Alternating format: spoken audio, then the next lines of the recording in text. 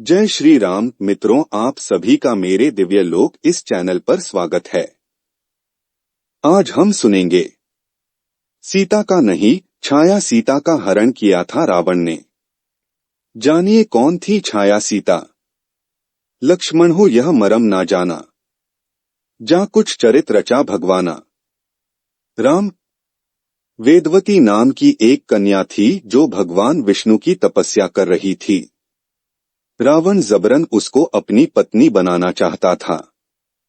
वेदवती ने योग क्रिया द्वारा अपने शरीर को भस्म कर दिया और रावण को श्राप दिया, मेरे ही द्वारा तेरा संहार होगा, तुझे मारने के हित में अवतार हमारा होगा। अग्निदेव ने वेदवती की आत्मा को अपने तन में समाहित कर लिया। एक दिन पंचवटी में मारीच नामक राक्षस का वध करने के लिए भगवान राम आश्रम से बाहर चले गए।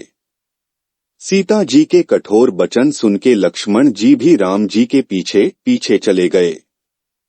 तत्पश्चात राक्षस राज रावण सीता को हर ले जाने के लिए आश्रम के समीप आया। उस समय अग्निदेव भगवान राम के अग्निहोत्र गृह में विद्यमान थे।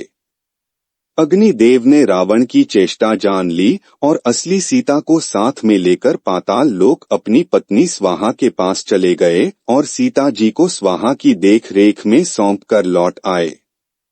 अग्निदेव ने वेदवती की आत्मा को अपने तन से अलग करके सीता के समान रूप वाली बना दिया और पर्णशाला में सीता जी के स्थान पर उसे बिठा दिया।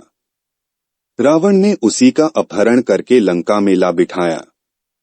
तदंतर रावण के मारे जाने पर अग्नि परीक्षा के समय उसी वेदवती ने अग्नि में प्रवेश किया।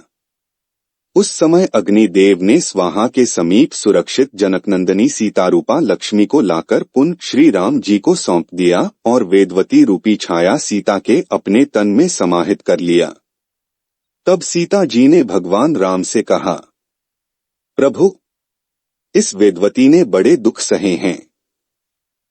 ये आपको पति रूप में पाना चाहती है, इसलिए आप इसे अंगीकार कीजिए। भगवान राम ने कहा, समय आने पर मैं इसे पत्नी रूप में जरूर स्वीकार करूंगा। समय बीता, राजा आकाश राज यज्ञ करने के लिए आर्णी नदी के किनारे भूमि का शोधन कराया।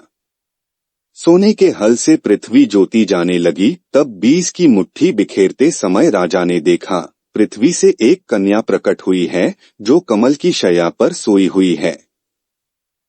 सोने की पुतली सी शोभा पा रही है।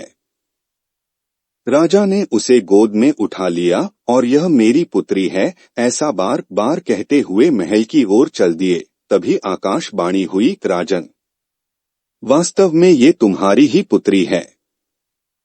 इस कन्या का तुम पालन पोषण करो। यह कन्या वही वेदवती है। राजा के कुलगुरु ने इस कन्या का नाम पद्मावती रखा। धीरे धीरे समय बीता, कन्या युवा हुई। कन्या का विवाह वेंकटाचल निवासी श्री हरि से हुआ। यह वही वेदवती छाया रूपी सीता है जिसे संसार पद्मिनी, पद्मावती, पद्माल्या के नाम से जानते हैं।